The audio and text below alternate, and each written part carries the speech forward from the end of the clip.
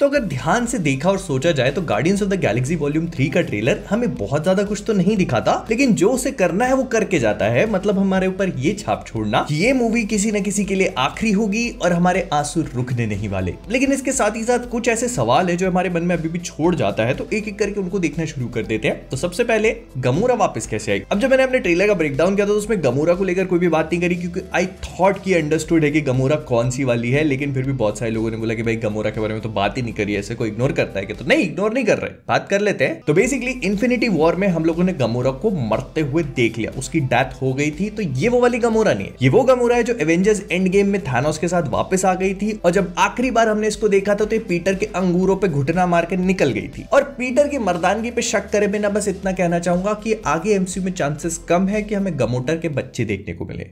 गमोटर तो समझ गए होगे ना, गमोरा और पीटर क्यों नहीं हो सकता? जब विराट और अनुष्का का विरुष्का बन सकता है, रणवीर और दीपिका का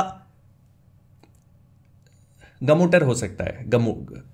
मतलब समझ जाओ। तो मेन मुद्दा ये है कि आखिरकार ये गमोरा अभी भी इस यूनिवर्स में है कैसे, क्योंकि टोनी भाई ने तो चुटकी बजा करके थानोस और उसकी पूरी सेना को साफ कर दिया था। तो जहां तक मुझे लगता है थानोस ने चुटकी बजाई तो उसने अपने मन में ये बोला होगा कि भाई आधे यूनिवर्स की पॉपुलेशन मेरे को साफ चाहिए। और फिर जब टोनी ने बजाई होगी तो उसने ये सोचा होगा कि थानोस और उसके जितने भी साथी हैं वो सब गायब हो जाए। और अगर आप उस सीक्वेंस को थोड़ा बहुत याद करोगे तो वहां पे कुछ ऐसा होता है कि गमोरा अपने पापा से कहती कि नहीं पापा, बस अब मैं आपके साथ नहीं रहेगी, मेरे को अपना अलग रास्ता चुनना। मतलब ऐसा बोलती नहीं, पर वो बगावत पे उतर आती। तो टेक्निकली उस टाइम पर वो थानोस की आर्मी का पार्ट नहीं थी, तो मे बी इसीलिए वो गायब नहीं हुई और इसी यूनिवर्स में है। और ऐसा क्यों हुआ, उसकी दूसरी प्रोबेबिलिटी है कि इसको लिखा ऐसी है, कन्वीनियंट स्टोरी टेलिंग है। मतलब राइटर्स को चाहिए था कि गमोरा यूनिवर्स में रहे तो रहे। और अगर आप सोच रहे हो कि फिर इसके पीछे टीवीए वाले क्यों नहीं पड़े, क्योंकि तो वेरिएंट हो गई है। तो जैसे एवेंजर्स का टाइम ट्रैवल करना उनकी डेस्टिनी थी, तो वैसे ही गमोरा का यहां पर आना उसकी डेस्टिनी थी। क्योंकि फिर गमोटर कितना बोल रहा हूं मैं, मतलब वो है डेस्टिनी उसकी, मतलब समझ लो कन्वीनियंट स्टोरी टेलिंग है यार। फिर इसके बाद अगला सवाल ये आया मेरे मन में कि आखिरकार गार्डियंस ऑफ द गैलेक्सी की टाइमलाइन क्या होगी। मतलब मार्वल सिनेमैटिक यूनिवर्स में सिंस ये थॉर लव एंड थंडर के बाद में आ रही है, तो टेक्निकली कहां फिट होती है? तो देखो, एवेंजर्स एंड गेम के बाद हमने गार्डियंस को सिर्फ एक ही पिक्चर में देखा और वो थी थॉर लव एंड थंडर। और उसमें भी वो स्टार्टिंग के 2-5 मिनट के लिए थे, उसके बाद वो उड़ जाते हैं थॉर को अकेला छोड़ के, जो मेरे ख्याल से उन्होंने बहुत ही अच्छा काम किया। पर्सनली आई थिंक अगर इसके साथ ज्यादा टाइम रहते तो ये पिक्चर भी हग्गू बन सकती थी,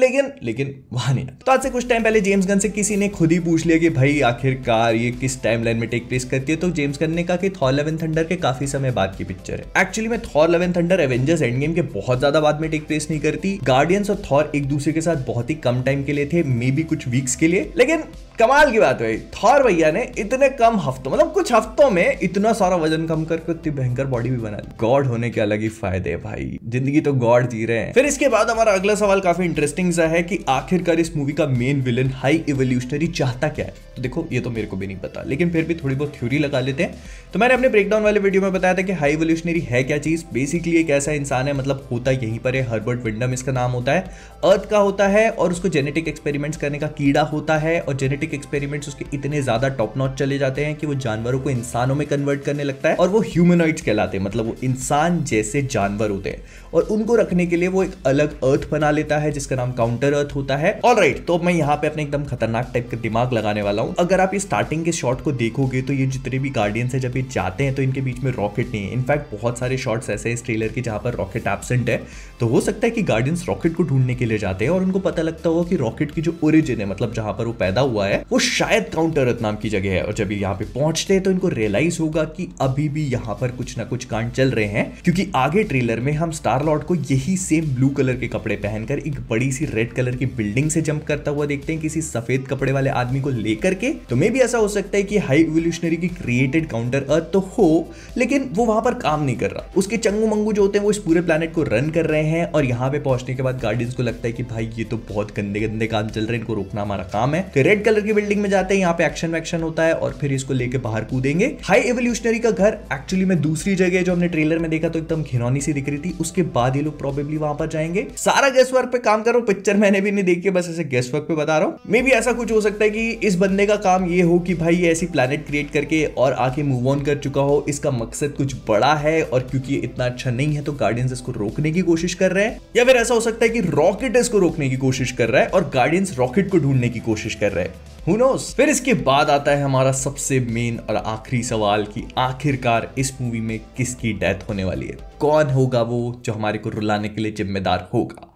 तो देखो इस पूरे ट्रेलर को देखकर ये बात तो बहुत ही क्लियरली समझ में आ रही कि कोई तो निपटेगा, मतलब है ये बोल दिया है जेम्स गन ने भी कि जो गार्डियंस मूवी है इसका फिनाले होगा और उसके बाद वो ऑब्वियसली अब इस मार्वल मूवीज पे काम नहीं कर पाएंगे क्योंकि वो जा चुके हैं डीसी में। तो इन अ वे वो अपनी ट्रिलॉजी को खत्म कर चुके हैं, उन्हें जो कैरेक्टर आर्क स्टोरी आर्क्स दिखाने थे वो इस मूवी में खत्म हो जाएंगे। और इस मूवी के ट्रेलर को देखकर भी ऐसा लग रहा है कि भाई फिनाले टाइप की चीज है ये। तो अगर ऐसे देखा जाए ना तो सुई दो लोगों पे आती है, एक है रॉकेट रकून और दूसरा है ड्रैक्स। अब एक एक करके इन सबको भी देख लेते हैं। तो देखो इस ट्रेलर का पूरा सेंटर ऑफ अट्रैक्शन रॉकेट है, हमको समझ में आ रहा है कि उसकी ओरिजिन स्टोरी दिखाई जाएगी, उसके बाद उसके साथ क्या क्या हुआ था वो हमें समझ में आएगा और मतलब इन अ वे वो इस मूवी का सेंटर पॉइंट हो सकता है जिसके आसपास मूवी घूमेगी। और ना हॉलीवुड मूवीज में जनरली ये ट्रेंड हुआ है कि जहां पे भी जब भी किसी कैरेक्टर के आसपास मूवी घूमती है उसका ओरिजिन दिखाया जाता है, उस पिक्चर में वो निपट जाता है। इसका सबसे बेस्ट एग्जांपल है Harry Potter and the half blood Prince. I understand कि उसमें हमें वोल्डेमॉर्ट का ओरिजिन दिखाया गया था, लेकिन अगर आप नोटिस करोगे तो उस नॉवेल में एल्बस डंबलडोर सबसे ज्यादा अपीयर होते हैं, सबसे ज्यादा वो हैरी के साथ रहते हैं जितने भी बाकी पुराने नॉवेल्स हैं उनके कंपैरिजन में। और उसके आखिरी में तो मतलब जितना भी समझ में आ रहा है तो उस हिसाब से रॉकेट के लिए चीजें ठीक नजर नहीं आ रही है। प्लस मैंने पहले भी कहा कि ट्रेलर की बहुत सारी सीक्वेंसेज ऐसी हैं जहां पर हमें रॉकेट रकून ठीक से नहीं दिख रहा है, मतलब ठीक से क्या नहीं दिख रहा है, दिख ही नहीं रहा है। इनफैक्ट अगर आप अमंग अस वाली सीक्वेंस को देख लोगे तो यहाँ पर भी रॉकेट एब्सेंट है। इसमें स्टार लॉर्ड है, नेबुला है, ड्रैक्स है, ग्रूट है और पांचवी बंदी गमोरा है, लेकिन रॉकेट नहीं। फिर उसके बाद एक शॉट पे हम रॉकेट को अपने बचपन का प्यार लाइला को भी मिलते हुए देखते हैं। तो ये सारी चीजें मतलब अच्छा अगर जीवन में हो रहा है, अपनी पुरानी चीजों के पास आप जा रहे हो तो मतलब आप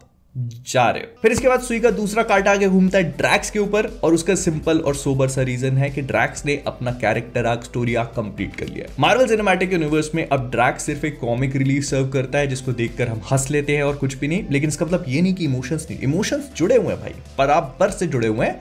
बस मैं बोल रहा हूं कि उसका स्टोरी आर्क कंप्लीट हो चुका है। उसको थानोस से अपना बदला लेना था जो वो पर्सनल लेवल पे तो नहीं ले पाया, लेकिन फिर भी ले लिया, इन अ वे हो गया, वो मर गया तो फिर इसका काम खत्म हो गया। और इस बात को डेव बटिस्टा ने खुद भी कहा था कि ये उनका मार्वल सिनेमैटिक यूनिवर्स में लास्ट अपीयरेंस होगा। मतलब जब गार्डियंस ऑफ द गैलेक्सी की फिल्मिंग रैप हुई थी तो उन्होंने कहा था कि ये उनके लिए बहुत ही इमोशनल था, बहुत ही हार्टफेल्ट था और अब वो दोबारा वापस नहीं आएंगे, तो इससे बड़ी हिंट और कुछ हो नहीं सकती। लेकिन इसके साथ ही साथ जेम्स गन ने एक हिंट और भी दी थी और उन्होंने कहा था कि जो उनका लास्ट शॉट था गार्डियंस का वो बहुत ही सिंपल था। उस शॉट में उनको क्रैगलिन के साथ रॉकेट को दिखाना था और फिर अगले शॉट में वहां से रॉकेट को हटा लेना था। तो क्या ये भी एक फोरशैडोइंग है? मुझे नहीं पता, ये सब लोग अपने मजे लेते रहते हैं। और मजे से ही ऐसा भी हो सकता है कि इन दोनों में से कोई भी ना हो, स्टार लॉर्ड को निपटा दे, क्योंकि देखो ट्रेलर बहुत ज्यादा हेवीली रॉकेट की डेथ को फोरशैडो कर रहा है, तो बहुत हाई चांसेस है कि ऐसा हो ही ना। मतलब हमको पता है कि मार्वल वाले लगाते कुछ और दिखाते कुछ और है, तो रॉकेट की डेथ को दिखाते दिखाते इधर से स्टार लॉर्ड को उचका दिया। नहीं, ऐसा मत कर देना, स्टार लॉर्ड इंपॉर्टेंट है। मतलब टेक्निकली अगर आप देखोगे तो उसको अपना प्यार मिलके फिर उसके बाद फिर से जुदा होकर के अभी दोबारा मिला भी नहीं है, तो उसको मिलने दो ना अपने प्यार से। देखो गमोरा मरेगी नहीं, नेबुला को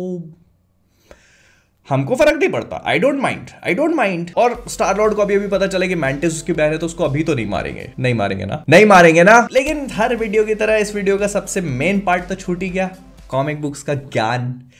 तो बेसिकली देखो कॉमिक बुक्स में भी ऐसा होता है कि भाई ड्रैक्स की डेथ हो चुकी है। अब एमसीयू और मार्वल कॉमिक बुक्स में एक बहुत बड़ा डिफरेंस ये है कि ड्रैक्स का ओरिजिन ही डिफरेंट है। जहां पर एमसीयू में ड्रैक्स एक वॉरियर है, वहां पर मार्वल कॉमिक्स में वो एक ह्यूमन बीइंग होता है जिसकी पूरी फैमिली को खत्म करने के बाद उसकी जो सोल है वो एक दूसरी बॉडी में चली जाती है और वो ड्रैक्स बनता है। इसका नाम आर्थर डगलस होता है, जिसकी सोल एक्चुअली में ड्रैक्स की बॉडी में चली जाती है। तो थोड़ा सा कॉन्सेप्ट डिफरेंट है, लेकिन हाँ कॉमिक बुक्स में भी इसने ग्रेटर गुड के लिए अपने आप को सैक्रिफाइस किया है। इन्फिनिटी वॉर्स नाम की कॉमिक बुक सीरीज थी जिसमें गमोरा थानोस वाला काम उठा लेती है, मतलब आधे यूनिवर्स को वो एक्चुअली आधे यूनिवर्स को साफ नहीं करती, वो अलग से एक पूरा यूनिवर्स बना देती है, अलग कहानी, मतलब कैरेक्टर्स कंबाइन होकर नए नए बन जाते। तो बेसिकली क्या होता है कि गमोरा एक काम करती है और जब आखिरी में इन सब चीजों को ठीक करना होता है तो एक पोर्टल को खोलने के लिए ड्रैक्स अपने आप को सैक्रिफाइस कर देता है, तो उसकी डेथ हो चुकी है। लेकिन वहीं पर रॉकेट रकून का काम थोड़ा सा अलग है। जिस कॉमिक बुक में रॉकेट का ओरिजिन दिखाया गया था, एक्चुअली में उस कॉमिक बुक में वो ऑलमोस्ट मर चुका था। हम सब लोग ये बात जानते हैं कि उसके अंदर बहुत सारे एक्सपेरिमेंट्स हुए हैं, उसको आर्टिफिशियल चीजें लगाई गई हैं, तो उसके जितने भी ऑगमेंट्स होते हैं ना, आगे जाकर उसकी बॉडी उन सबको रिजेक्ट करने लगती है, जिस वजह से वो in a sort of atrophic state में चला जाता है। मतलब उसके हाथ पैर ठीक से काम नहीं करते, बॉडी सड़ने गलने लगती है, तो वो अपने आप को छुपा लेता है। फिर उसको ग्रूट जाके ढूंढता है तो वो बताता है कि मेरे साथ ऐसा ऐसा हुआ था, फिर उसका ओरिजिन दिखाया जाता है। हालांकि वो मरता नहीं है। कुल मिला के मैं बस इतना बोलना चाह रहा हूं कि guardians of the Galaxy volume 3 में हमें डेफिनेटली किसी ना किसी की मौत तो देखने को मिलने वाली है। ज्यादा चांसेस ड्रैक्स के हैं, उसके सेकंड नंबर पे आता है रॉकेट या मे बी दोनों।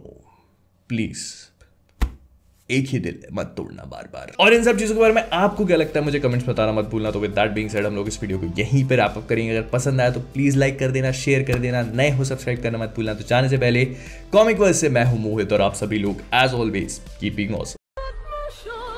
क्या रे भीख मंगिया, हाँ हलवा है क्या? दिहाड़ी लगा जा, दिहाड़ी लगा।